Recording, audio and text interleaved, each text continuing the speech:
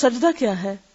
قرب کا اعلیٰ ترین مقام، سرگوشی کی اعلیٰ ترین جگہ، نہایت درجہ قرب الہی۔ حضرت ابو ہریرہ رضی اللہ عنہ روایت کرتے ہیں کہ رسول اللہ صلی اللہ علیہ وسلم نے فرمایا، دراصل بندہ سجدے کی حالت میں اپنے رب سے بہت نزدیک ہوتا ہے، پس سجدے میں بہت دعا کرو۔ اللہ تعالیٰ تو بندے سے ہر حال میں نزدیک ہوتا ہے، لیکن سجدے کی حالت میں بندہ اس کے بہت نزدیک ہو جاتا ہے۔ یہی وجہ ہے کہ نبی صلی اللہ علیہ وسلم سجدے میں بڑی عاجزی اور اخلاص سے دعائیں مانگتے تھے۔ رسول اللہ صلی اللہ علیہ وسلم عام طور پر زمین پر سجدہ کرتے تھے، اس لیے کہ مسجد نبوی میں فرش نہ تھا، کچی زمین تھی۔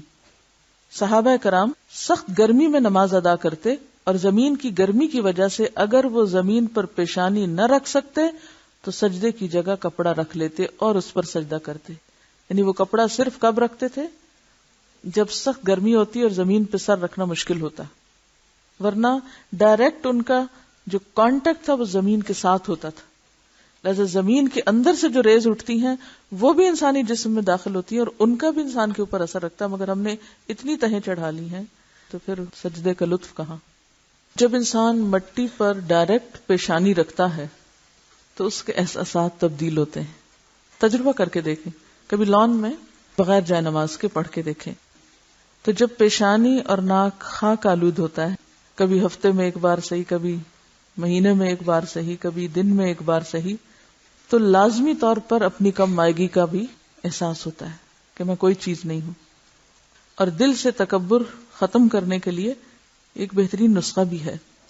جب انسان مٹی پہ سجدہ کرے تو مٹی کی خوشبو بھی آتی ہے، اس کو قبر خوب یاد آتی ہے۔ اور یہ حقیقت آپ میں سے جن لوگوں نے کبھی سفر میں، حضر میں ایسا تجربہ کیا ہو، کچی زمین پہ نماز پڑھی ہو سکتا نہیں کہ قبر یاد نہ آئی ہو۔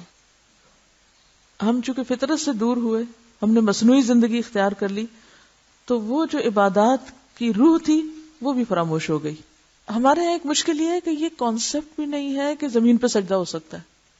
اگر آپ کبھی یہ جرات کاری لیں گھر میں یا کہیں باہر تو فوراً لوگ پہنچ جائیں گے جائے نمازیں لے کے، آپ کی نماز میں خلل ڈال کے آپ کے آگے بچانے کی کوشش کریں گے۔ تو اس میں آپ دیکھیے کہ کبھی کر کے تو دیکھیں، یہ زمین صاف ہے، پاک ہے۔ آپ نے فرمایا نا کہ ساری زمین میرے لیے کیا بنا دی گئی ہے؟ سجدہ کا۔ تو زمین پر جب تک کوئی نجاست نہ ہو، کوئی ناپاک چیز نہ ہو، تو بظاہر اگر صاف ہے تو پاک ہے، وہ نماز پڑھ سکتے ہیں۔ نماز کے لیے جائے نماز بچھانا شرط نہیں ہے، صاف ستھری جگہ کا ہونا شرط ہے۔ اور جہاں ہم دیکھ رہے ہیں کہ صحابہ کرام جو ہیں وہ زمین پر ہی نماز پڑھتے ہیں۔ ایک اور روایت میں آتا ہے کہ رمضان المبارک کی 21ویں رات تھی، بارش برسی اور مسجد کی چھت ٹپک پڑی اور آپ صلی اللہ علیہ وسلم نے کیچڑ میں سجدہ کیا۔ آپ کی پیشانی اور ناک پر کیچڑ کا نشان تھا۔ ایک دفعہ آپ صلی اللہ علیہ وسلم نے بڑی چٹائی پر نماز ادا کی جو زمین پر زیادہ عرصہ پڑی رہنے سے سیاہ ہو گئی تھی۔ یعنی اس سے یہ بھی پتہ چلتا ہے کہ چٹائی بچھانا درست ہے، جائے نماز بچھانا درست ہے، جائز ہے، منع نہیں ہے، کیونکہ ہم فوراً دوسری ایکسٹریم پہ چلے جاتے ہیں۔ جب مسئلے کا ایک پہلو بتایا جاتا ہے تو ہم سمجھتے ہیں شاید یہ دوسرے کی نفی ہو رہی ہے، تو بعض اوقات نفی نہیں، اس کی وضاحت ہو رہی ہوتی ہے یا دوسری چوائس جو ہے وہ بھی دی جا رہی ہوتی ہے۔